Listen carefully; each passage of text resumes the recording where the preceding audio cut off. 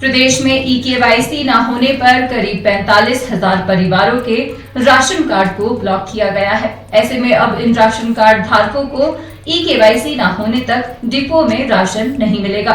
प्रदेश में बहुत से उपभोक्ता ऐसे भी हैं जिनके परिवार से कोई सदस्य विदेश या फिर देश के अन्य राज्यों में रह रहे हैं। इस तरह परिवार में किसी एक सदस्य के ई-केवाईसी न होने पर राशन कार्ड से इस सदस्य को अस्थायी तौर पर ब्लॉक किया गया है।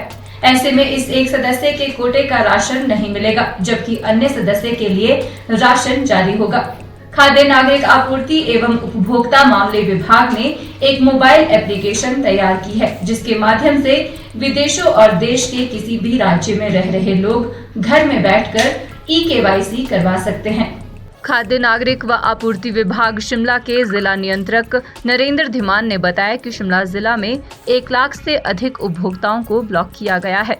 उन्होंने बताया कि प्रदेश में या फिर बाहर रह रहे जिन उपभोक्ताओं की ई-केवाईसी नहीं हुई है, ऐसे लोग अपने मोबाइल फोन पर गूगल प्ले स्टोर में जाकर e-KYC PDS HP face app download कर सकते हैं, जिसके बाद इस ऐप के माध्यम से विदेशों और अन्य राज्यों में लोग घर बैठे भी ई-केवाईसी करवा सकते हैं। इसके अलावा लोक मित्र केंद्रों के माध्यम से भी राशन कार्ड को अनब्लॉक किया जा सकता है। इस ऐप से ई-केवाईसी निःशुल्क होगी, जिसके पश्चात ब्लॉक किया गया राशन कार्ड अनब्लॉक हो जाएगा और उपभोक्ता पहले की तरह डिपुओं में फिर से सस्ते राशन की सुविधा का लाभ उठा सकते हैं।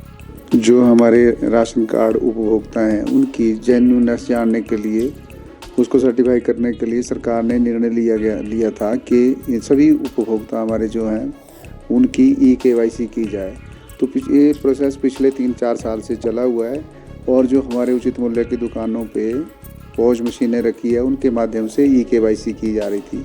बहुत सारे लोगों ने वो ई-केवाईसी कर दी, लेकिन कुछ लोग ऐसे थे जो प्रदेश से बाहर रहते थे, तो वो यहाँ आने में असमर्थ थे, तो उनकी ई-केवाईसी नहीं हो पा रही थी।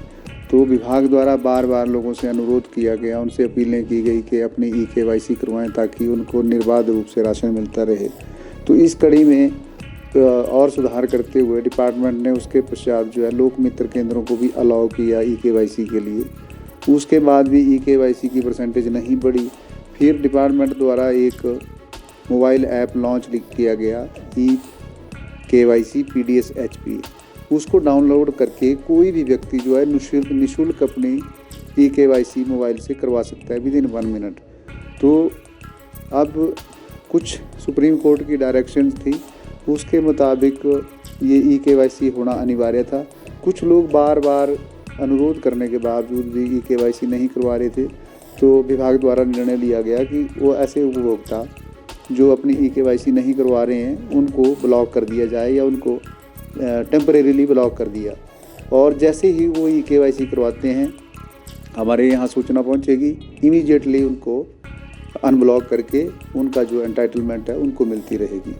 तो हमारे इस दौरान जो पिछला जो एक मुहिम चली हुई थी, इसमें लगभग 1 लाख के करीब जो उपभोक्ता हैं उनको ब्लॉक किया गया है।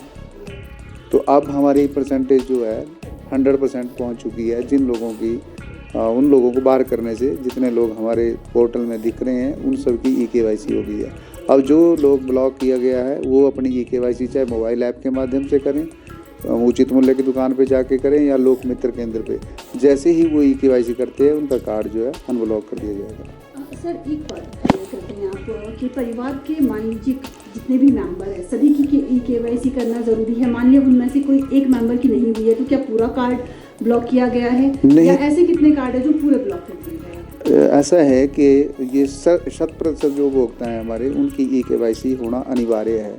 तो जिन कार्ड में एक मेंबर की नहीं हुई है, तो वहाँ एक मेंबर को ब्लॉक किया गया, जहाँ 2 नहीं है वहाँ 2 को किया गया। लेकिन जिन कार्ड में एक भी मेंबर ने केवाईसी नहीं करवाई है, वो कार्ड कम्प्लीटली पूरा ब्लॉक कर दिया गया है।